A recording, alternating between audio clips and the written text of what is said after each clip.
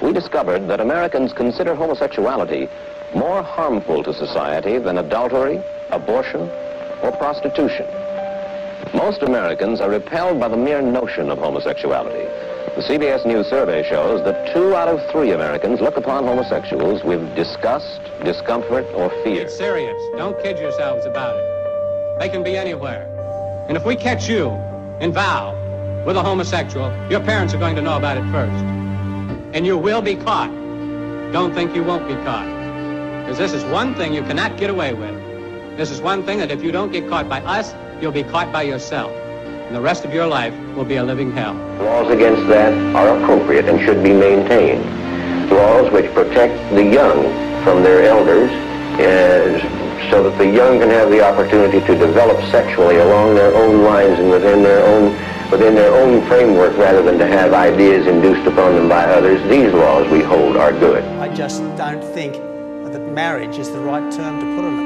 Well, we all talk about it, don't we? But we don't get there. I have a gay son, and I accepted his position, and I overcame my ignorance and my fear of gays and the idea of gay marriage. When will you, Mr. Abbott? Oh, freedom. Oh, freedom. Oh, freedom over me. And before I'll be a slave, I'll be buried in my grave and go home to You can tell by looking into your eyes how much in love the two of you are. How, if I hadn't met you, sorry, I just cursed my wife. How I would have missed out on the most amazing thing in my life. Sorry guys. Which has been falling in love with you and starting a life with you. Meeting you, falling in love with you, and starting our lives together has been the greatest adventure. And before I be a slave, I'll be buried in my own grave and go home to my Lord and be free. No more weeping, don't you know? No more weeping. No more weeping.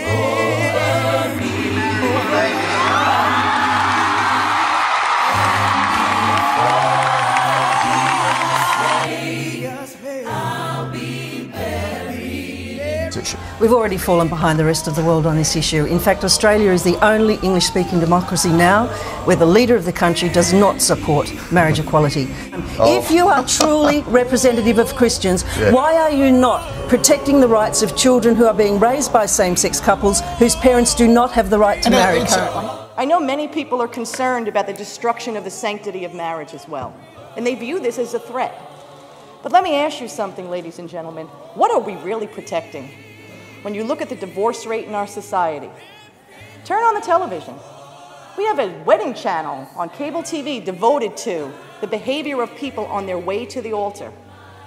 They spend billions of dollars, behave in the most appalling way, all in an effort to be princess for a day. You don't have cable television? Put on network TV. We're giving away husbands on a game show. You can watch The Bachelor, where 30 desperate women will compete to marry a 40-year-old man who's never been able to maintain a decent relationship in his life. When you tell gay Americans that they can't serve their country openly or marry the person that they love, you're telling that to kids, too. So don't be fucking shocked and wonder where all these bullies are coming from that are torturing young kids and driving them to kill themselves because they're different. They learned it from watching you. Oh, freedom over me. And before I'll be a slave, I'll be buried in my grave and go home to You've changed and are changing the lives of little boys and girls who realize somewhere along the way they're just different from their other brothers and sisters. And so the fuck what? Of family comes from the commitment we make to each other to work through the hard times so we can enjoy the good ones. It comes from the love that binds us. That's what makes a family. I want to thank all of you who have been brave enough to walk point and force change. We will be more American when we eliminate discrimination based upon sexual orientation. Today, we are more American. The cruel words of one are nothing compared to the shouts of many. All men are created equal.